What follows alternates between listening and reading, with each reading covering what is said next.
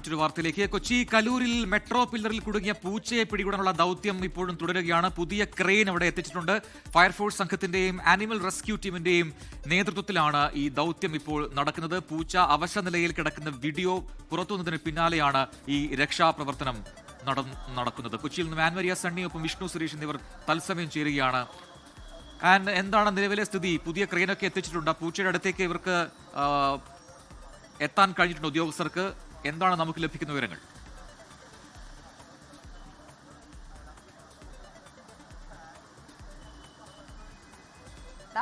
Mission Subhash എന്ന രീതിയിൽ ഇപ്പോൾ രണ്ടാമത്തെ തവണയാണ്. ആദ്യഘട്ടത്തിൽ ആനിമൽ റെസ്ക്യൂ ടീമിന്റെ നേതൃത്വത്തിലാണ് പരിശോധന വന്നിട്ടുണ്ടായിരുന്നത്. പിന്നീട് ഇപ്പോൾ ഇത് ഫയർഫോഴ്സിന്റെയും അതോടൊപ്പം തന്നെ ആനിമൽ റെസ്ക്യൂ ടീമിന്റെ നേതൃത്വത്തിൽ വീണ്ടും പരിശോധന നടത്തി. ആദ്യം അർദ്ധരാത്രിയോടുകൂടി, അതായത് മെട്രോ ഇലക്ട്രിക് ലൈനുകൾ ഓഫ് ചെയ്യേണ്ട ഒരു സാഹചര്യമുണ്ട്. അങ്ങനെ വരികയാണെങ്കിൽ അർദ്ധരാത്രിയോടുകൂടി വീണ്ടും രക്ഷാപ്രവർത്തനം നടത്താമെന്നായിരുന്നു തീരുമാനിച്ചിരുന്നത്. പിന്നീട് പൂച്ച വളരെ അവശ നിലയിലാണ് എന്നുള്ള ദൃശ്യം പുറത്തു വന്നതിന് ശേഷമാണ് ഇപ്പോൾ വീണ്ടും രക്ഷാപ്രവർത്തനത്തിലേക്ക് കടക്കുന്നത്. ആ രക്ഷാപ്രവർത്തനത്തിലേക്ക് മുകളിലേക്ക് ക്രെയിൻ ഉപയോഗിച്ചുകൊണ്ട് ആനിമൽ റെസ്ക്യൂ ടീമും അതോടൊപ്പം തന്നെ ഫയർഫോഴ്സ് സംഘവും മുകളിലേക്ക് പരിശോധന നടത്തിക്കൊണ്ടിരിക്കുകയാണ്. അങ്ങനെ പരിശോധന നടത്തുന്നത് കൊണ്ട് തന്നെ ഈ പരിശോധന ഇപ്പോൾ താൽക്കാലികമായിട്ട് ഇപ്പോൾ നിലവിൽ മെട്രോ ട്രെയിനുകളുടെ പ്രവർത്തനം നിർത്തിവെച്ചിരിക്കുകയാണ്. കാരണം അവർക്ക് മുകളിൽ പരിശോധന നടത്തണമെങ്കിൽ ആ ഇലക്ട്രിക് ലൈനുകൾ ഓഫ് ചെയ്യണം. ഇപ്പോൾ നിലവിൽ അവർ നിൽക്കുന്ന ആ ഭാഗത്താണ് പൂച്ചയുള്ളത് എന്നാണ് നിലവിൽ ഇപ്പോൾ അവർ സംശയിക്കുന്നത്. കാരണം അങ്ങനെ ഒരു ദൃശ്യമാണ് ആദ്യം പുറത്തേക്ക് വന്നിട്ടുണ്ടായിരുന്നത്. വളരെ ക്ഷീണിതരായിട്ട് അവിടെ കിടക്കുന്നതാണ് കണ്ടത്. അതുകൊണ്ട് തന്നെ അവശ നിലയിലായതുകൊണ്ട് തന്നെ മറ്റ് ഭാഗങ്ങളിലേക്കൊന്നും പോകാൻ വേണ്ടിയിട്ടുള്ള സാധ്യതയില്ല എന്ന് മനസ്സിലാക്കുന്നു. അതുകൊണ്ട് നിലവിൽ താൽക്കാലികമായിട്ട് ഇപ്പോൾ മെട്രോ സർവീസുകൾ നിർത്തിവെച്ചിരിക്കുകയാണ്. അതിന് പരിശോധനയുടെ ഭാഗമായിട്ടാണ് മെട്രോ സർവീസുകൾ നിർത്തിവെച്ചിരിക്കുന്നത്. ആദ്യം തന്നെ മെട്രോ പറഞ്ഞിട്ടുണ്ടായിരുന്നു ഈ രക്ഷാപ്രവർത്തനവുമായി ബന്ധപ്പെട്ട് പൂർണ്ണമായിട്ടും സഹകരിക്കുമെന്നുള്ള കാര്യം മെട്രോ അറിയിച്ചിട്ടുണ്ടായിരുന്നു. ആദ്യം ഏകദേശം ഒരാഴ്ചയോളമായിട്ട് ഈ പൂച്ച ഇവിടെ കുടുങ്ങിക്കിടക്കുകയാണ്. മെട്രോ സർവീസിലുള്ള ആളുകൾ തന്നെയാണ്, അവിടുത്തെ ജീവനക്കാർ തന്നെയാണ് ആ പൂച്ച ഈ പില്ലറിൽ, അതായത് കലൂർ സ്റ്റേഡിയത്തിൽ മെട്രോ സ്റ്റേഷനിലെ പില്ലർ നമ്പർ 556 പൂച്ച കുടുങ്ങിക്കിടക്കുന്നതായിട്ട് ശ്രദ്ധയിൽപ്പെടുന്നത്.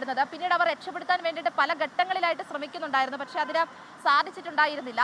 അതിനെ തുടർന്ന് അവർ ഭക്ഷണമൊക്കെ നൽകുന്നുണ്ടായിരുന്നു. അതോടൊപ്പം തന്നെ ഈ മെട്രോ പില്ലറിൽ നിന്ന് താഴെയുള്ള ഒരു മരത്തിലേക്ക് അവർ ആ ഒരു മരത്തിന്റെ ശിഖരത്തിലേക്ക് ഒരു വലയൊക്കെ ഇട്ട് ആ വലയിലൂടെ ഇറങ്ങി വരാൻ സാധിക്കുകയാണെങ്കിൽ ഇറങ്ങട്ടെ എന്ന രീതിയിലൊക്കെ അവർ നൽകിയിട്ടുണ്ടായിരുന്നു. അതിനും പിന്നീട് രക്ഷപ്പെടുത്താൻ തീരെ കഴിയുന്നില്ല എന്ന് മനസ്സിലായപ്പോഴാണ് ആനിമൽ റെസ്ക്യൂ ടീമിനെ ഇന്നലെ വിവരം അറിയിക്കുന്നത്. തുടർന്ന് അവർ ഇന്ന് രാവിലെ എത്തി ക്രെയിൻ ഉപയോഗിച്ച് പരിശോധനകൾ നടത്തിയെങ്കിലും ആദ്യഘട്ടത്തിൽ പൂച്ചയെ കണ്ടെത്താൻ വേണ്ടിയിട്ട് സാധിച്ചില്ല. കാരണം അതിന്റെ ഉള്ളിലേക്ക് കയറിയാണ് പൂച്ച കിടക്കുന്നത്. അതുകൊണ്ട് തന്നെ ആദ്യഘട്ടത്തിൽ കണ്ടെത്താൻ വേണ്ടിയിട്ട് സാധിച്ചിട്ടില്ല.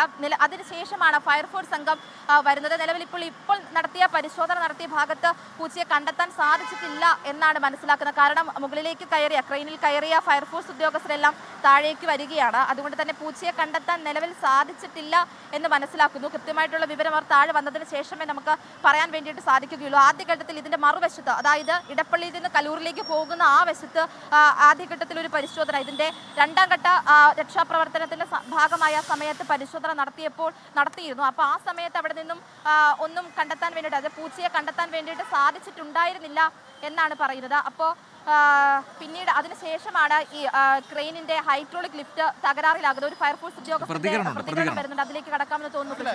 ലോകത്തെവിടെയായാലും ഏത് സമയത്തും 24 വാർത്തകളും ഓഗ്മെന്റഡ് റിയാലിറ്റി പാക്കേജുകളും എക്സ്പ്ലെയിനറുകളും വിശദമായി കാണാൻ ഞങ്ങളുടെ യൂട്യൂബ് ചാനൽ നിങ്ങൾക്ക് സബ്സ്ക്രൈബ് ചെയ്യാം.